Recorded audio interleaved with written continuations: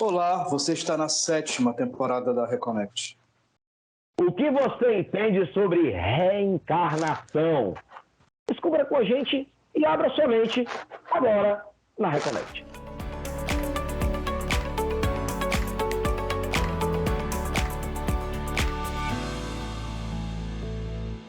Olá, sejam todos muito bem-vindos, bem-vindas e bem-vindos. Se você está na Reconnect, seu portal aberto para falar sobre espiritualidade, para além da religião, aqui na TVC, afiliada à TV Cultura. Aqui você sabe, falamos sobre os assuntos de espiritualidade, religião, de forma leve, laica, e sua audiência é um prestígio, é um privilégio para a gente. Você está no seu domingão, sentado no seu sofá, assistindo aqui eu e quem?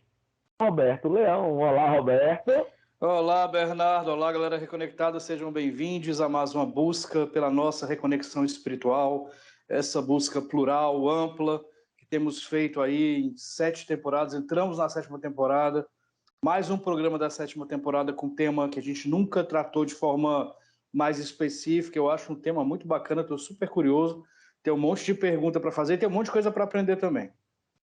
E nosso convidado, tá, a gente foi buscar ele longe, tá? Essa pergunta vai ser a minha primeira depois da apresentação dele, tá? Ele é brasileiro, mas está morando em Toronto, lá no Canadá.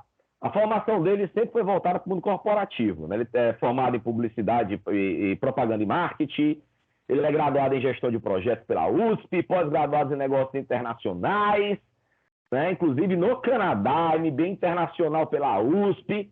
A carreira dele foi toda voltada para o mundo corporativo e eu quero entender, Fábio Santos, onde é que você foi buscar as respostas das suas perguntas, meu amigo? Seja bem-vindo. Muito obrigado. Fábio. Muito obrigado. Reencarnou no Canadá. Quase isso, né? Parte no Brasil, parte no Canadá, mas primeiro, muito obrigado, viu, pelo convite, pelo espaço, Bernardo, Roberto, prazer estar aqui com vocês e com essa audiência maravilhosa que vocês têm aqui, né?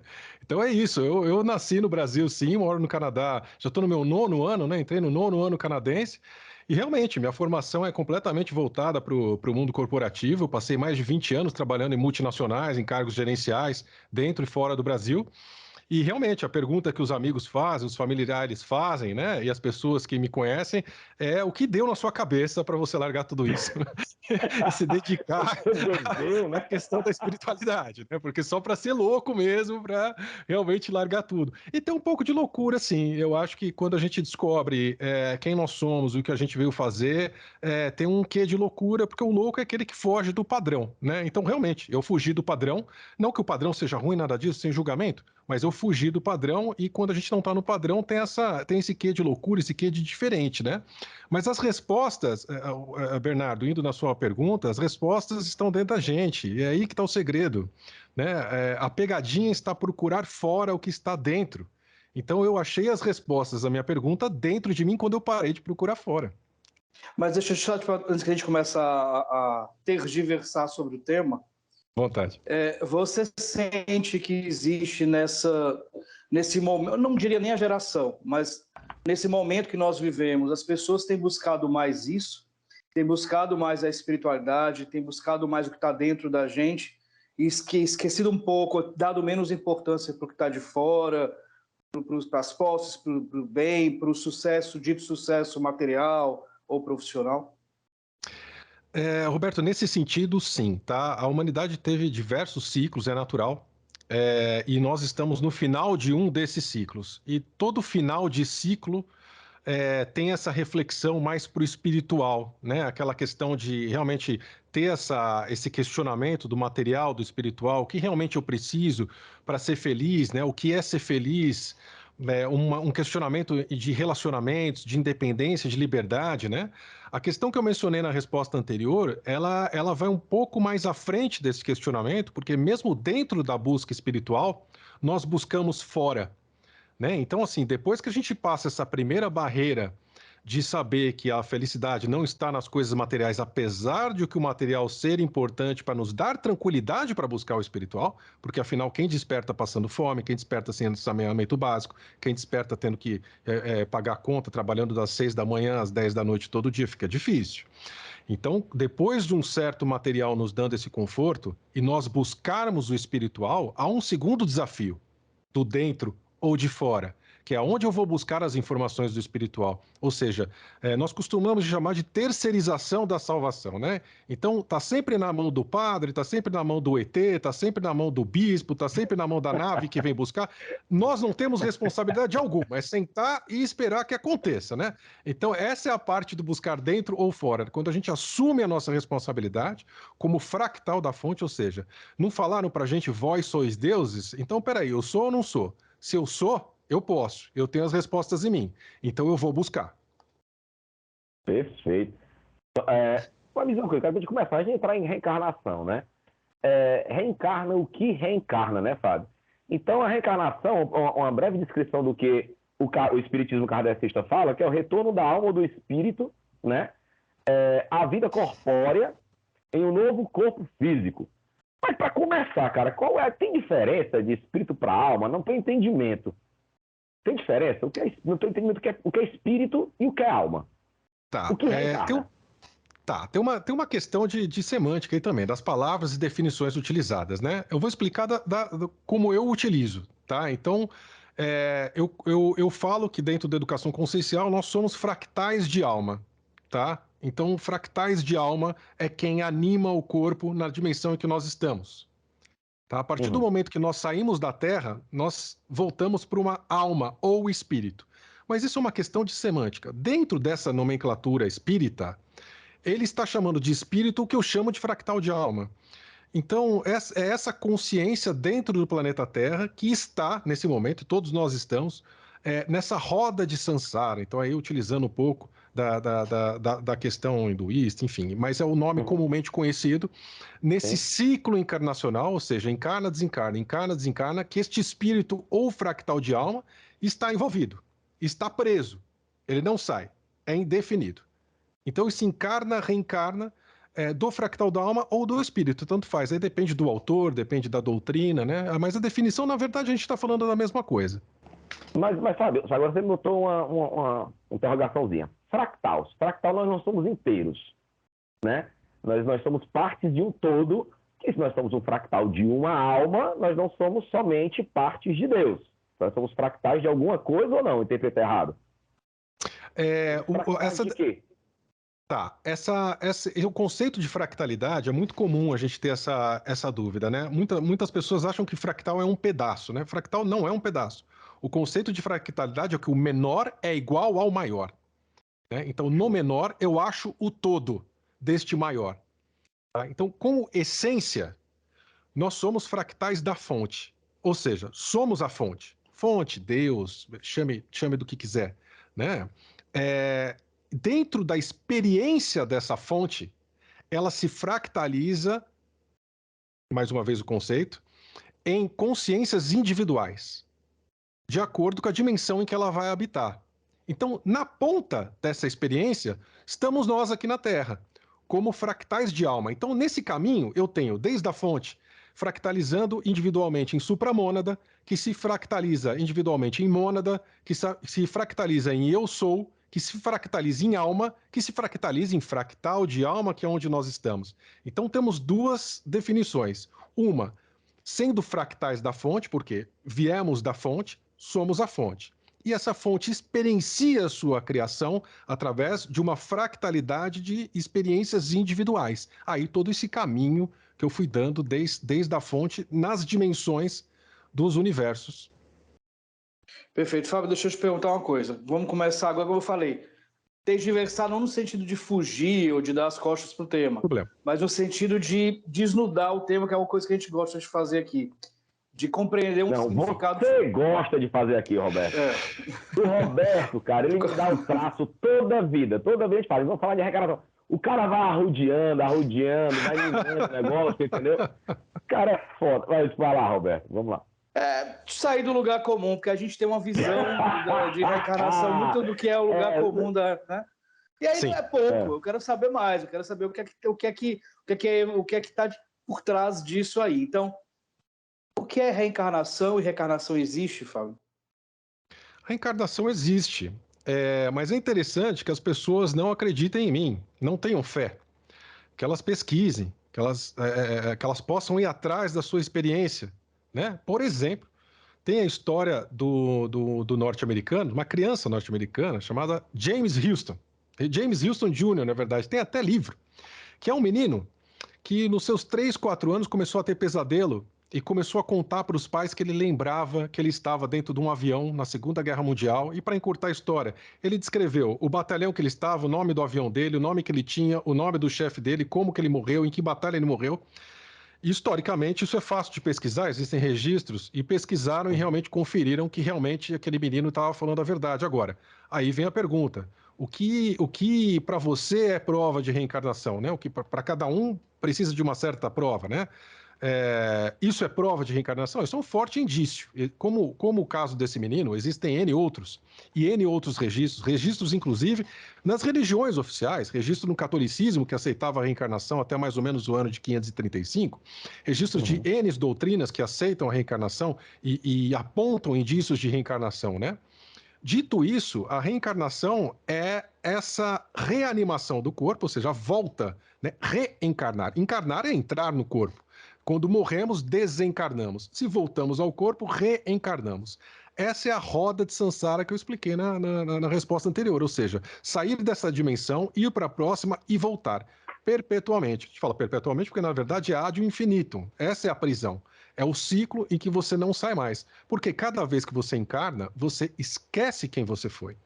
No processo de reencarnação, enquanto o espírito está se ligando com aquele zigoto que depois vai virar o feto, né? No período dos 9 meses da encarnação, esse espírito, ou esse fractal de alma, ele vai esquecendo quem ele é até o momento em que ele nasce. Nós nascemos sem consciência alguma de quem somos espiritualmente. Nós nascemos com o HDzinho zerado. Fábio, desculpa, só para poder aproveitar aí a minha curiosidade. Então, o caso desse menino que lembrou de uma vida passada foi um erro na Matrix? Podemos dizer que sim. E principalmente crianças até 7 anos, mais ou menos, de uma forma arbitrária, não é bem isso, tem um acesso mais fácil a memórias passadas. Né? Mas completamente se ele esqueceu impossível. nesse processo da gestação, até nascer, como você afirmou, né, que há esse esquecimento, por que ele lembra? Há esse então? esquecimento. Nós temos diversos corpos. Tá? E aí há quem diz que temos 7 corpos, 13 corpos, não importa. Aí quando a gente fala, dentro do espiritismo, tem o perispírito, a gente tem o corpo mental inferior, mental superior, enfim, é importante a gente entender que o nosso corpo humano não é o único corpo que nós temos. Nós temos diversos corpos energéticos. A partir do momento que eu estou chegando perto da encarnação e eu reencarno, eu tenho o esquecimento dentro dos meus corpos mais físicos, ou seja, os mais próximos da fisicalidade. Mas esse esquecimento é impossível para a nossa essência. É impossível esse esquecimento para o nosso mental, para o nosso corpo mental. Então, se a criança tem um acesso mais fácil com o corpo mental, através do seu subconsciente, uma criança tem o subconsciente praticamente dominante. Aliás, todos nós temos o subconsciente dominante, mas o consciente de uma criança ainda está em formação, ainda está muito, muito no começo, né? Então, o seu subconsciente, que é a parte da nossa mente que comunica com os nossos diversos corpos, ele está muito ativo, é uma antena aberta e essa criança consegue ter um acesso mais fácil a quem ele realmente é, a quem ele realmente foi, mas através dos corpos superiores, através do mental, não através do corpo físico. Todos nós tivemos esse acesso. A diferença é que nós esquecemos conforme vamos crescendo. Fábio, me diz uma coisa, você falou num caso aí que a gente reencarna, vai no processo gestacional, a gente vai esquecendo, né? Rapaz, eu não sei você, meu irmão, mas eu sempre achei uma sacanagem essa história de reencarnação, de a gente esquecer. A gente vem pra Terra cheio de débito, então pelo menos é isso que colocam na cabeça da gente. Isso. E ainda vem cheio de obsessor de vidas passadas, os caras sabem porque estão me cobrando. É aquela história, o cara me liga me cobrando o cartão que eu não sei nem se um dia eu tive. E eu não sei nem o tamanho do rombo desse cartão. E não levou o saldo. E se você tinha um saldo no banco, você não levou para outra vida. Né? Não, a gente volta isso, né? Então, cara, eu sempre achei uma sacanagem, né? Mas vamos lá, cara, a gente tem a opção de encarnar ou não, porque nas literaturas, na maioria das literaturas, pelo menos as mais famosas espíritas, parece que meio uma coisa compulsória, né? Então, você vai reencarnar agora para resgatar com a sua mãezinha, com a sua filhinha, parará. É meio uma coisa que vai lá, se ferra, porque eu estou aqui, eu vou ficar, né? Então, a gente escolhe se vai reencarnar ou não, a gente escolhe as provas que a gente quer passar, e essas provas são necessárias realmente. Legal. Esse questionamento foi o que realmente me levou. Eu fiquei mais de 12 anos no Espiritismo e eu fui convidado a me retirar de um grupo de Facebook quando eu questionei a reencarnação. Mas eu questionei honestamente, eu realmente estava com dúvida. E era exatamente essa dúvida que você está me perguntando. Na época, eu fiz isso num grupo de Facebook do Espírita e fui convidado a me retirar. Por quê? Para mim é muito claro, límpido e cristalino, que se eu não lembro o que eu devo, como eu vou pagar? Não tem como. E quem garante que eu realmente devo aquilo? Então, são perguntas pertinentes. Eu lembro, eu já não pago, Fábio. Eu não lembro, né? Eu não pago nem o que eu lembro. Eu lembro, eu já nego. Quem dirá quando eu não lembro, meu irmão? É bem isso. Então, essa é a armadilha. A gente começa a ver que tem um conjunto de armadilhas, né? Como que eu vou pagar alguma coisa que eu não lembro? E outra, quem garante que eu estou no lugar certo de pagar? Então, na vida passada, eu tive um problema com a minha mãe da vida passada, tá bom? Aí chegou do outro lado, alguém me convenceu a reencarnar. Eu falei, não, vou reencarnar, claro, eu quero pagar o que eu devo para minha mãe. Primeiro, quem garante que eu encarnei junto com a minha mãe da vida passada? Se eu não lembro quem é. E mesmo se eu encarnei, minha mãe é quem? Minha mãe é minha esposa, minha mãe é meu marido, minha mãe é meu pai, minha mãe é meu filho, minha mãe. Onde está minha mãe? Minha mãe é o vizinho? Minha mãe é meu chefe no trabalho?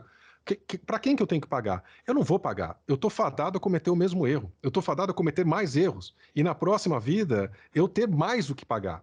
E aí o argumento normalmente espírita é o seguinte: não, mas se você lembrasse que o seu filho, sua filha te matou na vida passada, você ia ter raiva dele. Ou seu pai fez alguma coisa para você. Concordo? Agora, minha pergunta é a seguinte: e se nós lembrássemos de tudo desde a primeira reencarnação, será que cometeríamos erro na segunda? Assim, sou tendencioso a dizer que não, certo? Agora, como eu não lembro, eu tô há 100 encarnações só fazendo besteira. E aí eu chego do outro lado, também respondendo a sua pergunta, se somos obrigados. Como eu sou pego? Eu sou pego exatamente por esse fulano, que nós chamamos de Senhor do Karma, os Senhores do Karma. Tem uma série muito boa lá no nosso canal Educação Consciencial no YouTube sobre isso, 4 vídeos, mais uma live, mais de 1 hora. Que é o quê? Que é esse fulano que vai me apresentar as coisas que eu fiz na vida. E aí muita gente acha que é só besteira que pega, e não é. O apego também prende. Você também pode implorar para voltar, porque nós imploramos para voltar. A gente não pede, a gente implora para voltar. Eles não precisam convencer muito, não. É só mostrar um monte de besteira que a gente fez na vida, que fez e que não fez. Porque se chegar do outro lado e falar assim, você não lembra, mas na vida passada você foi uma pessoa horrível, matou um monte de gente, arrumou um monte de encrenca. E aí, fui mesmo? Então eu recebo essa carga e aceito voltar a pagar alguma coisa que eu não sei se realmente eu cometi. E mesmo que eu tenha cometido, remete ao que a gente acabou de falar, de eu não lembrar. Então, na verdade, ninguém obriga ninguém a reencarnar. O problema é que nós, por a nossa falta de conhecimento e consciência, imploramos para voltar. Não é pedir, não. A gente implora de joelho e agradece cada oportunidade que a gente tem de encarnação de repor algo. Só que quando a gente chega aqui, o que acontece? A gente não repõe. A gente se estrepa mais ainda, vai afundando na lama. Fábio, deixa eu te perguntar uma coisa. Você me deu uma resposta que me chamou a atenção em relação à reencarnação, que eu compreendi quando você falou que a reencarnação ali é ad eterno, né? Você reencarna, reencarna, reencarna. Mas agora você falou sobre essa questão da possibilidade de você não reencarnar.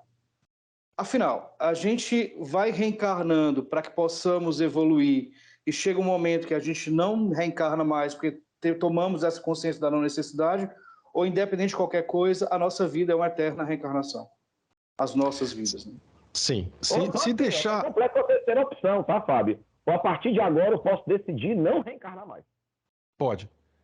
Se a gente ficar no Deixa a Vida Me Levar, da música da Zeca Pagodinho, vamos ficar reencarnando aqui ad eternum. E aí eu pergunto para vocês, tem evolução aí aonde? E outra, se eu não lembro o que eu fiz, eu estou evoluindo o quê? Né? Eu estou numa prisão, eu estou preso nessa encarnação. Eu não sei quem eu sou, eu não sei quem eu fui. Então, por isso que eu falo, o planeta Terra é uma prisão. Tem gente que chama de escola, mas eu não acho que uma cela fechada sem banho de sol seja escola. Isso para mim é uma prisão. Eu não sei Não, quem eu sou, eu não sei o que eu fui. Aqui no Ceará, Fábio, é só o que a gente tem é banho de sol, cara. Aí a gente só não tem banho, mas sol. Putz, é. Isso é verdade. Aliás, uma das coisas boas que a gente tem. Aliás, a Terra é maravilhosa, é uma prisão muito inteligente que formaram pra gente. Dá vontade de voltar mesmo, porque a gente não sabe o que tem depois. A gente não sabe. A gente prefere, por pior que seja uma situação conhecida, do que um desconhecido, que a gente não sabe o que vai ser. O ser humano é assim, prefere realmente o que ele conhece. Né? Então, Fábio, você está Mas assim, falando que Fábio, assim, a gente não lembra, só para pegar tirar essa dúvida, Bernardo, a gente não lembra, quando a gente encarna, a gente não lembra da encarnação passada. Mas quando a gente desencarna, a gente lembra o que viveu nessa vida, os apegos que tem. Por exemplo, se eu chegar lá do outro lado e não tiver cerveja, eu peço para voltar na mesma hora. Então, Isso. quando a gente desencarna, a gente leva a nossa memória dessa vida. Leva Dessa vida, sim. também? Não, dessa vida. Das outras? A gente leva dessa vida. Então, é isso que eu chamo do despertar da consciência. A pessoa falou, o que é o despertar da consciência? Para mim, é conseguir enxergar o que é o planeta, o que é esse sistema maligno de reencarnação, de roda de samsara que nós estamos, enxergando o que é o planeta, quem comanda, como funciona, para quando a gente desencarnar, com essa lembrança, com esse estudo, com essa consciência, fala assim, eu não volto não. Ah, você precisa voltar para repor. Volta você, fica à vontade, vai na frente. E eu começo o meu despertar do outro lado, porque do outro lado também vou precisar despertar minha consciência para lembrar quem realmente eu sou, quem eu fui em outras encarnações e que eu sou em outros níveis, porque a próxima dimensão não é a última, né? Tem outras N dimensões infinitas até a fonte que eu preciso despertar, reconectar com a minha essência. Então, o primeiro passo é, no momento do desencarne, não voltar. Se não voltar, nós chamamos da ascensão, né? Desencarne e não volta mais. Mais de meio do caminho andado. Ô, Fábio, vamos lá, cara. Agora, existem nas literaturas, mais uma vez, se a gente fala em reencarnação, é impossível a gente não falar das literaturas espíritas kardecistas, né? Claro. E inclusive também de Bíblia, né? Fala de inferno, de céu, colocando o céu longe da gente, né? Começa o distanciamento, né? Deus está em nós, né? E nós somos fractais de Deus, nós colocamos Deus no céu porque é algo que pra gente, sim, a gente nunca vai ter asa, a gente não vai alcançar nunca, né? Então coloco num lugar distante, então tem céu, inferno, umbral e nosso lar, né? Não que eu queira ir para umbral, mas eu achei nosso lar, pelo menos na ficção, achei chato pra caramba, então eu não queria muito para lá não. Mas vamos lá, umbral e nosso lar, são criações de Deus ou da mente humana? Consciente coletivo. Então, se somos Deus, tudo é criação de Deus, tudo faz parte de Deus, certo? Nós somos criadores. O interessante do nosso lar é que, conforme como ele é descrito na literatura, e os espíritas ficam bravos comigo, os mais radicais, mas pensem comigo. Para quem leu o livro, para quem viu o filme, se é um local tão elevado que você precisa ter uma frequência XYZ para entrar, por que é murado? Por que tem muro? Para impedir que entre. Tem alguns questionamentos, e aí o pessoal mais espírita que acompanha as notícias do nosso lar e tudo mais, recentemente, nos últimos anos, teve uma notícia no meio espírita de corrupção dentro do nosso lar. O governador do nosso lar foi pego em corrupção. E aí, peraí, se é um lugar tão puro, só seres de alta hierarquia frequentam, como que tem caso de corrupção? Então eu fico... Tem dinheiro lá? Então, não tem dinheiro, mas aí como é que faz, né? Deixa entrar aquele ali, aquele que é meu amigo, aquele que não é, enfim... Essas coisas de favores, que também é um modo corruptivo, né? E eu fico perguntando essas coisas, né? Se está num local tão puro e numa frequência tão alta, por que precisa de todo esse aparato? Né? Eu vou além, tá, Fábio? Eu não sei se você tem essa informação aí da Pisata, mas inclusive no próprio livro Nosso Lar, no filme Nosso Lar, né? Quando o espírito, eu não lembro qual é o nome dele, apresenta para André Luiz o Nosso Lar, fala sobre a roupagem, fala que ele pode, né, colocar outra roupagem só com a força do pensamento, ele vai Sim. apresentar os ministérios, ele fala o ano da criação do Nosso Lar. Sim. Né? Ele fala, Nosso Lar foi criado em 1900 e alguma coisa, que eu não lembro, mas bem no comecinho, foi criado, para lá. Beleza, o que tinha antes do Nosso Lar? Inferno? O que tinha antes do Nosso Lar? Antes da criação do Nosso Lar, tinha o quê? Sim. Né? Na verdade, existem diversas dessas cidades astrais, né? Que são criadas realmente com a mente, com a ajuda dos encarnados, com o que chama de ectoplasma, né? Com essa energia que nós enviamos para lá, e com a mente de quem está do outro lado também. E não tem mal nenhum, não estou falando aqui que o nosso lar é bom ou ruim, nada disso. Eu estou só desmistificando esse céu, não tem esse céu. O umbral, para mim, é a Terra inteira. Dentro de uma prisão, existem celas. Então, qual que é a cela melhor? Tem uma cela um pouco maior, a cela que pega um pouco mais de sol, né? A cela aí do Ceará, né? Que pega o sol aí mais o dia inteiro. Aí a cela de São Paulo não tem tanto sol assim. Ou seja, tem a diferença dos tamanhos e tudo mais. Mas eu tô dentro da prisão do mesmo jeito. Então, o que a gente tem é desmistificar isso. Uma outra característica interessante de quem vai para o nosso lar. Eu preciso trabalhar, né? Não tem moeda, mas tem horas bônus, né? Você já deve ter ouvido falar das horas bônus. Não tem dinheiro, mas eu preciso trabalhar para ganhar as horas bônus para poder visitar os meus parentes, para poder visitar outros lugares, para poder... Ou seja, peraí, eu estou entrando de novo de um sistema capitalista? Não tem dinheiro, mas peraí, tem bônus hora? Eu estou entrando numa prisão de novo? Eu não estou entrando numa prisão de novo? Eu não estou sendo aprisionado pelo sistema de novo? Eu não tenho liberdade. Eu não posso sair e fazer o que eu quero. Claro, tem que ter uma disciplina, concordo, de acordo, inclusive, com a consciência de quem está lá. Mas me parece muito estranho esses pontos. Claro que eu estou fazendo uma provocação para as pessoas pensarem e falar assim, será que não tem mais por trás disso do que nos contam? Fábio, você fala muito, você falou algumas vezes aqui na Terra como uma prisão, dá a entender também que quem vem para cá é porque, de certa forma, foi condenado. Você, com certeza, Alberto, você e eu, cara, não tenho um pingo de dúvida. Sei nem o que eu estou fazendo aqui, mas assim, eu vou acender, já eu subo, é minha leve. Mas assim, o que a gente vê também dá a entender que não tem ninguém bom aqui, né? Que não é um lugar de pessoas, né, que são tão evoluídas, podem estar no processo, mas não são tão evoluídas. Aquelas pessoas aqueles monges ou pessoas que ficam mais reclusas, que se voltam para si, que alcançam seus nirvanas e que fazem coisas assim muito, muito mais voltadas para a evolução, para a prática do bem, tentando se desprender das amarras ou do que a gente compreende que compõe essa prisão aqui na Terra. Eles são pessoas que fazem a diferença e que conseguem, de certa forma, escapar dessa prisão, ou está todo mundo no mesmo barco, no mesmo buraco e não tem jeito? Só um minutinho, Fábio, responde já. Só um minutinho. Eu estava só esperando o Roberto acabar a pergunta dele para a gente chamar o intervalo. Sai daí não. Opa. Hoje, falando sobre reencarnação com o Fábio Santos, fica aí, a gente volta já.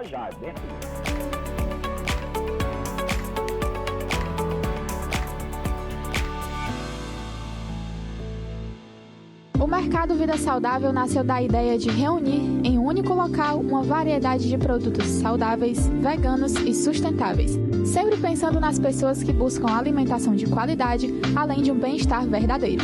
Se você é um desses e procura um espaço aconchegante, pet-friendly, com comida gostosa de verdade e produtos ideais para a sua casa, você precisa conhecer o Mercado Vida Saudável.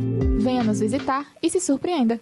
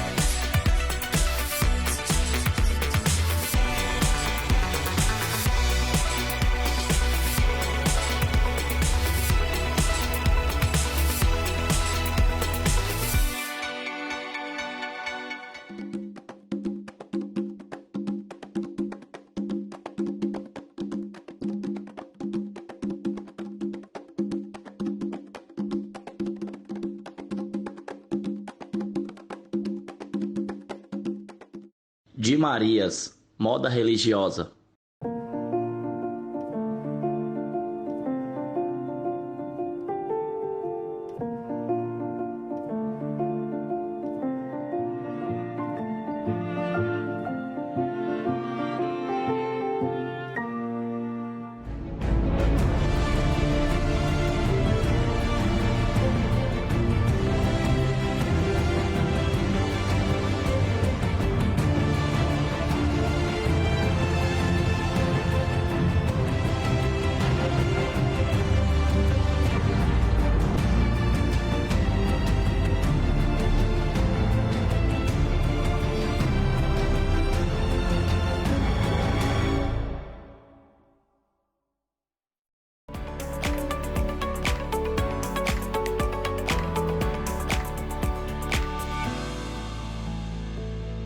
Voltamos, você está na Reconecte, seu portal aberto para falar sobre espiritualidade aqui na TVC, afiliada à TV Cultura, que abre esse segundo bloco agradecendo muito os nossos apoiadores culturais, o pessoal do Paraíba Brasa Burger, hambúrgueres artesanais feitos na brasa da parrilha, da Erlane Clínica de Beleza, da Barbearia Cabra da Peste, que deixa a gente um pouco menos feio antes de vir gravar, né? Pessoal da Topázio Colchões, um abraço. E uma novidade, o pessoal da Casa Xangô, loja de artigos religiosos aqui de Fortaleza, vai abrir uma segunda unidade, chama Olorum. Então, fica ligado que daqui a pouco mais uma casa muito bacana, classe A de artigos religiosos, não só de Umbanda, nem só de Candomblé, mas de artigos religiosos em geral. Então, fica ligado que a gente vai dando mais notícias aqui, tá? Antes de ir para o nosso intervalinho comercial, né? O Roberto fez uma pergunta muito capciosinha, porque para o nosso convidado Fábio Santos, nós estamos falando hoje sobre reencarnação, alegando o seu domingão.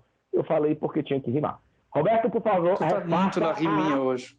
Tô muito, cara. Eu tô Tá pegando um muito violão na pra riminha. praia. É um poeta, tá quase um repentista. Refaça Eu a gosto de pergunta. ver. Então, vamos lá. Você falou, Fábio, que você fez uma analogia, afirmou, na verdade, que aqui é uma prisão, né? E a gente compreende que quem vem para a prisão é quem foi condenado.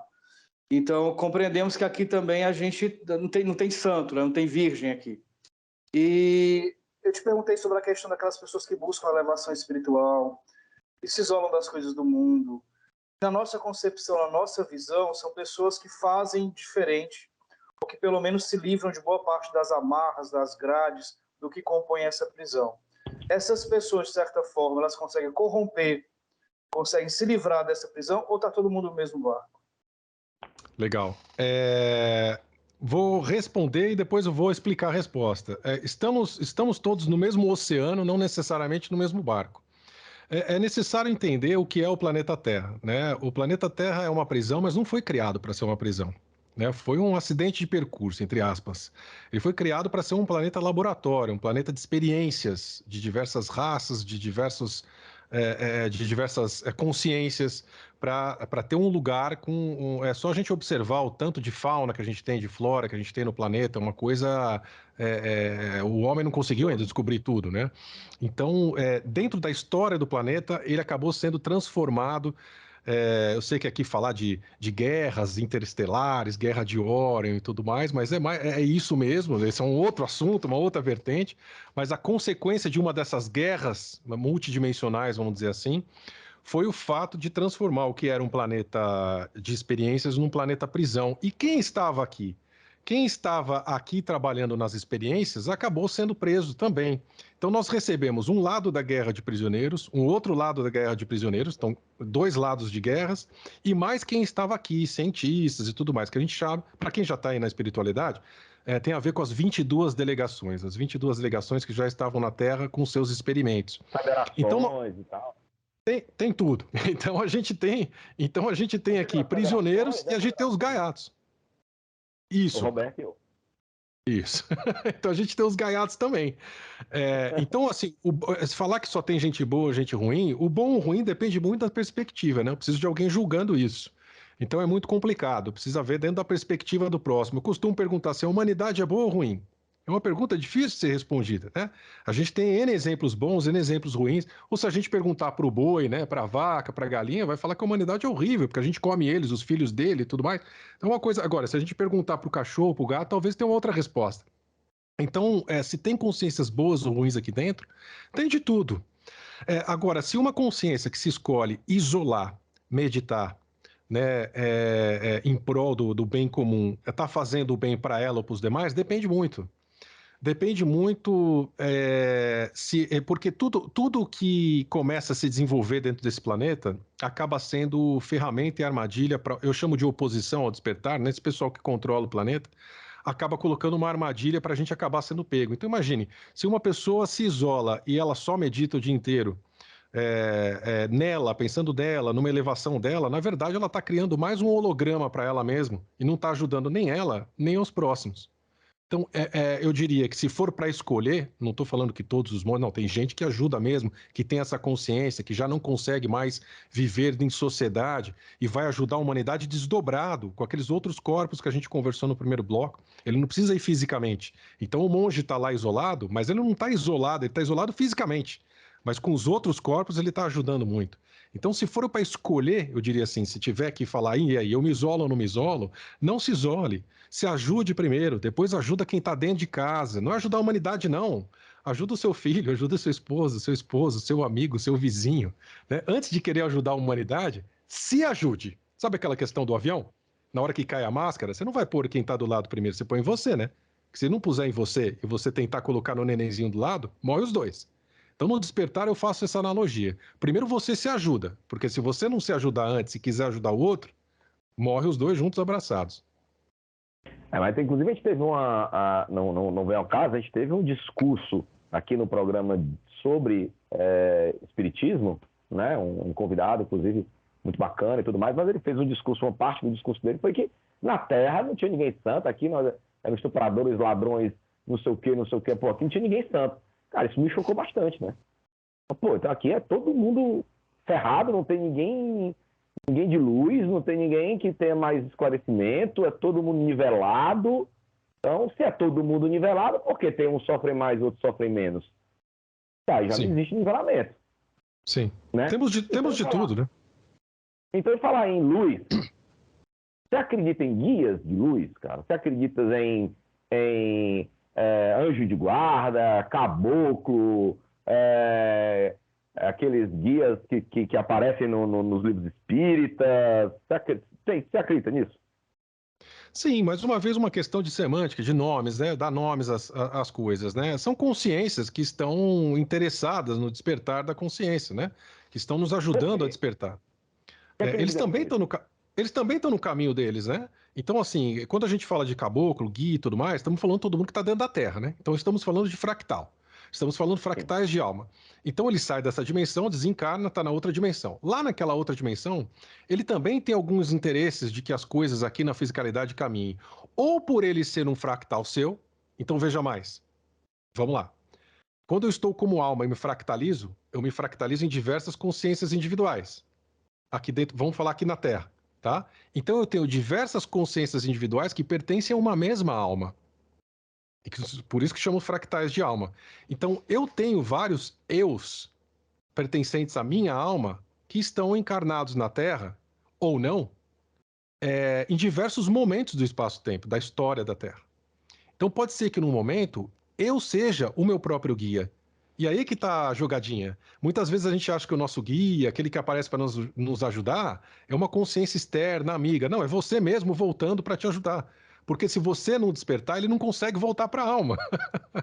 Então ele precisa te resgatar. Essa é uma situação. Agora, temos amigos? Temos. Temos parceiros? Temos. Temos pessoas que trabalham para o mesmo objetivo e se ajudam? Temos. Como eles se apresentam a nós? Conforme a nossa crença. Ou todos os caboclos de todas as casas espiritualistas são realmente ex-nativos que moraram na Terra? Claro que não.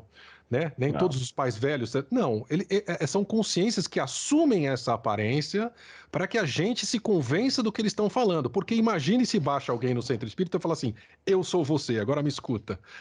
Quem vai escutar? Ou então, quem é você? Pode me chamar de MC Guimê. Não, então, complica. Um preço velho, o cara escuta, né? Pô, exatamente. Pegar pra exatamente. Me chamar de Anitta. Eu escutaria, Anitta. Fábio, deixa eu te perguntar uma coisa, falando sobre essa coisa do retorno. De retornar à vida passada, de lembrança de vida passada. A gente fala com alguns terapeutas e ouve muito falar sobre a questão da regressão. Né? Desse processo de você, através da concentração, da hipnose, ou seja, que técnica for, você retornar a uma vida passada que geralmente foi muito sofrida, que geralmente tem muitas dores, que geralmente são coisas que você precisa curar. E o que você não precisa curar? E o que você vivenciou de bom? E se você tiver uma vida que foi muito boa, inclusive, assim, que você foi uma pessoa, não digo evoluída, mas que teve boas ações e que teve uma vida muito feliz na vida passada, você não lembra? Existe uma seletividade? Qual a função real dessa regressão? É a gente ver que a gente realmente não foi bom nunca em nenhuma vida, ou a gente se deparar com o que a gente viveu de verdade, de fato, seja coisas boas, sejam coisas ruins? Essa é uma pergunta muito boa, porque as pessoas adoram recorrer à vida passada. Eu não devia ter falado isso. Não acredito, cara. Rapaz, eu vou perder nos 45. Bernardo, as próximas perguntas são tuas. Já zerei. Caramba! Né? Porque toda vez que o convidado fala que foi uma pergunta excelente, foi uma pergunta boa, a gente fica apostando a gente vai ganhar quanto tá de 1-0 pro Roberto agora. Cara, você esperou quase os 40 do segundo tempo para falar isso pro Roberto, cara. Você me deixou com pouco tempo. Eu aprendi a jogar. Eu só mando no finalzinho para não ter nem possibilidade de perder. Muito bom. Agora eu fico direcionado a não falar mais que a pergunta é boa, não. Não precisa mais falar, não. Tem que falar a minha. Tá bom. Falar a minha. Vamos lá. Legal. As pessoas ficam muito direcionadas a querer matar a curiosidade de quem foram, né? E aí metade da população mundial foi Napoleão e outra metade Cleópatra, né? Ninguém foi o faxineiro, ninguém foi a lavadeira, ninguém foi a pessoa humilde. Todo mundo foi faraó, todo mundo foi... Por que isso? Quando a gente busca pela curiosidade, é aí que está a armadilha. De 50% a 90% das nossas lembranças reencarnacionais são holografias. São pedaços de vidas ou vidas inteiras que foram colocadas propositalmente no nosso campo energético para que a gente sentisse apego, culpa, para a gente assumir aquela carga e voltar aqui para a Terra em cima disso. Então, se você faz uma regressão comigo, eu sou hipnoterapeuta, não exerço mais, mas já fiz curso de hipnose, já exerci. Então, se você induz a pessoa, e aí é o que eu quero diferenciar, né? A hipnose regressiva espontânea ou induzida. Se você induz a pessoa a ir atrás de uma outra vida, você pode estar acessando uma holografia e eu falo para você, você foi Nero, você colocou fogo em Roma. Você vai sair do transe, vai falar, nossa, eu fui Nero, e vai acreditar que você foi Nero. O que vai acontecer com você? Você vai puxar toda a carga de realmente ter sido Nero. Toda a carga, todas as consciências do outro lado que estavam procurando Nero para se vingar de todo aquele fogo, aquela tristeza que ele trouxe, vão atrás de você agora. E aí, você segura esse rojão? Esse é o perigo. Então, quando a gente fala da hipnose, a hipnose séria, ela é espontânea, ou seja, a pergunta que o hipnólogo faz pro terapeuta, pro consulente, né? É o seguinte, me leva para a primeira vez que você sentiu isso, ou seja, você busca um problema, eu quero deixar de fumar, eu quero parar de ter um conflito na minha casa, você busca um problema, e o terapeuta fala, me leva para a primeira vez que você sentiu isso. E essa regressão, quem está no comando? A pessoa, não é o terapeuta, me leva para a sua vida passada, não. Essa regressão pode ser para a própria vida. Leva essa pessoa aos seus 3 anos de idade, aos seus 7 anos de idade, a idade que for. Ou, eventualmente, para uma vida passada. Mas quem está no comando? A mente da pessoa. A pessoa sabe, dentro da sua verticalidade, dentro da sua multidimensionalidade, aonde ela pode tocar, aonde ela não pode tocar. Aonde ela tem capacidade e condição emocional de resolver naquele momento, ou não. Então, aí é que está o perigo. Mais importante do que a terapia é procurar um terapeuta de confiança, que saiba o que está fazendo, que tenha conhecimento de encarnações holográficas, para que se no momento de acessar aquilo, ele sabe se está acessando algo real ou algo holográfico. E sempre, quem comanda é a pessoa. O terapeuta é um facilitador, para não cair dentro das armadilhas, né, dessa oposição, vamos deixar dessa forma. Ô, Fábio, me diz uma coisa, cara, assim, a mente humana, ela geralmente... ela tendencia a aprender com os erros, aprender com a dor. Dificilmente o ser humano aprende com amor, né? Geralmente a gente tendencia a aprender com a dor, né? Se tudo der certo, pouco a gente aprende, né? Pelo menos essa da consciência humana, estou falando da consciência humana. Se não tivesse reencarnação, seria dor? Seria aprendizado? Tá. Essa máxima de que a gente precisa, aí que tem uma pegadinha muito forte na máxima de que a gente precisa de dor para aprender, né? É uma das frases, uma das crenças que colocam na gente como programação de DNA físico mesmo. A mesma coisa de achar que ter pouco dinheiro é bonito, né? Que ser rico tem algum problema, né? Dinheiro não dá em árvore, a gente não fala isso? Ou seja, que é uma mensagem que a gente está passando para o subconsciente, que é difícil, que vai ser difícil. Né? A mesma forma para aprender eu preciso de dor, eu não consigo aprender no amor. Então, o que o universo vai trazer para mim? Dor, porque se é só assim que eu aprendo, certo? Então, eu vou voltar lá para o começo da nossa conversa. Se, na verdade, existisse lembrança da reencarnação, Lembrança da reencarnação. Na minha segunda reencarnação, será que eu cometeria os mesmos erros? Ou será que eu não aprenderia e não precisaria de dor nenhuma para aprender? Nenhuma. Porque se da primeira vez eu enfiar o dedo na tomada e tomar choque, em nenhuma encarnação seguinte eu vou enfiar o dedo na tomada. Agora, se eu esqueço, toda vez que eu reencarnar, eu vou pôr o dedo na tomada. Invariavelmente. Toda criança faz isso. Toda criança enfia o dedo na tomada, ou tenta, certo? Agora, se eu lembrasse quem eu fui, eu não vou enfiar o dedo na tomada de novo. Eu não vou ter que voltar e aprender a falar tudo de novo. Eu não vou ter que voltar e aprender a comer, a ir no banheiro. Olha o tempo que o ser humano perde aprendendo coisas que ele já aprendeu centenas de vezes, tudo de novo. Então imagine se eu não... Como é que seria, Fábio, o processo de aprendizado? A gente ia para uma escola, ficava lá noutra dimensão, na vibe. Como é que seria? Como é que você imagina que poderia ser assim? Como é que, uma vez que o Bernardo alcance uma consciência, né, dessa e tudo mais, cara, não vou voltar. Como é que seria, como é que o Fábio imagina que seria esse aprendizado lá de lá?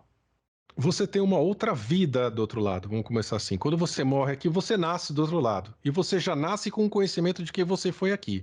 Você parte daí em diante. Lá do outro lado também tem vamos colocar de uma forma lúdica, do outro lado você também tem um trabalho, uma casa, uma vida, relacionamentos, amigos, situações. Também tem escola, também tem biblioteca, também colocando de uma forma lúdica para a gente entender. Então, do outro lado você também tem um despertar. Mas para chegar lá, a gente precisa se equipar aqui para ter a condição de falar não vou voltar. E não vou voltar da boca para fora. Eu não vou voltar porque eu sei o que é voltar. Eu sei porque eu não preciso voltar. É aí que está o despertar. Não é porque o Fábio falou que não é para voltar ou porque uma vez eu escutei que não é para voltar. É porque eu tenho certeza que não é para voltar. Porque você vai ser muito convencido para voltar. Vão te colocar muita dor na frente para você reparar. Vão colocar muito apego para você realmente se sentir quase que coagido a voltar, mas você vai se coagir, você é que toma essa decisão. E daí para frente, depois que você começa a despertar na próxima dimensão, você tem a oportunidade de partir para uma terceira etapa, para uma terceira e última dimensão, antes de você voltar para a alma, que também tem uma outra vida, que também tem um despertar, que também tem um caminho. Agora, a reencarnação em outros lugares, em outros planetas que não são prisão, acontece dessa forma que eu estou descrevendo. Não tem o esquecimento. Você reencarna num planeta 3, 4, 5, 6 vezes e vai para outro lugar. Imagina se a gente reencarnasse aqui 5, 6 vezes na Terra, sei lá, vai. Imagine aí uma vida a cada 50, 70 anos, desencarna, passa aí 130 anos no outro plano e volta. Então, um ciclo de 200 anos. Você reencarnou 5 vezes. Você passou 1000 anos na Terra. O que mais você precisa fazer aqui? Me conta. Tá, mas vamos lá. Você falou que tem várias... Desculpa, Roberto, não perdeu na meada aqui. São várias dimensões.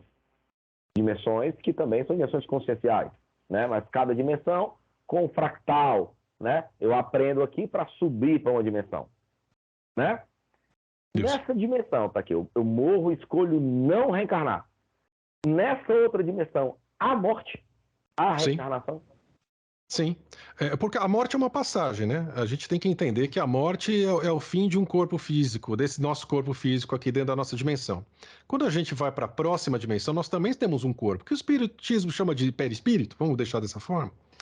Então, lá do outro lado, para eu partir para uma dimensão superior, eu também preciso deixar um corpo daquela fisicalidade para trás. Então, é uma morte, tendo morte como passagem, não deixa de ser uma morte. Então eu morro na próxima dimensão para ir para uma dimensão superior. O problema é que a gente tem um problema grave com essa palavra morte, né? Então tem uma carga muito grande. Mas tendo morte como passagem, sim, a gente morre na próxima dimensão. Fábio, só uma curiosidade. Você falou aí 130 anos de uma forma hipotética. Mas existe um tempo necessário entre uma encarnação e outra? Não. Existem reencarnações que acontecem quase que imediatamente e existem reencarnações que demoram milênios e existem as consciências que não reencarnam. E vou dizer mais, existem consciências na Terra que nunca encarnaram, que estão nas próximas dimensões terrestres que nunca encarnaram. Essas são as que dominam o planeta. As consciências que realmente dominam o planeta nunca encarnaram porque nunca esqueceram quem são. Elas observaram o que acontecia dentro da roda de samsara e do esquecimento e falaram assim, essa eu não entro não. e formaram as facções. Como qualquer boa prisão, tem o grupinho que manda, né? Então, esse grupinho nunca encarnou. Nunca encarnou. Ele manda os deles ali. Olha, você vai lá, faz isso, faz aquilo, mas ele nunca encarnou. Então, há de se entender o que é o planeta e essa divisão entre dimensões dos fractais de alma, que são as características das dimensões planetárias. Ô, Fábio, você defende, né, a busca pela consciência, né, pela busca pelo despertar consciencial, né? Mas isso requer, cara, muita leitura, muito estudo e, principalmente, ao meu ver, se libertar de algumas amarras dogmáticas das religiões, de algumas delas, né? A gente vive num mundo que as pessoas, pelo menos os católicos não lêem a Bíblia, né? Os espíritas quase a maioria, mesmo no último estudo, mal leem o Evangelho segundo o Espiritismo. Quer dizer, muitas pessoas, como você disse, inclusive no primeiro bloco, esperam que um sacerdote lhe diga o que fazer, lhe fale como agir e tudo mais, né? E nós vivemos no país, por exemplo, no Brasil, que é um país, né, que ainda, culturalmente falando, está muito aquém do ideal, né? Essa busca pela consciência é uma busca seleta, cara, para quem tem acesso, primeiramente, à cultura. Então, como é que a gente vai... É um longo caminho. Você acha que a humanidade ainda tem um longo caminho para alcançar essa busca pela consciência, pela abertura da consciência, pela liberdade, pelo despertar consciencial? Temos um longo caminho. Não quer dizer que ele vai ser na Terra, não quer dizer que ele vai ser dentro dessa dimensão, mas temos um longo caminho. Vamos então citar referências da religião para ficar mais fácil, né? Próprio Jesus disse que poucos são os escolhidos, né? O que são os escolhidos? Não são privilegiados. Os escolhidos são os que se escolhem, são aqueles que despertam, né? Então, infelizmente, o despertar não é para todos. Não é mesmo.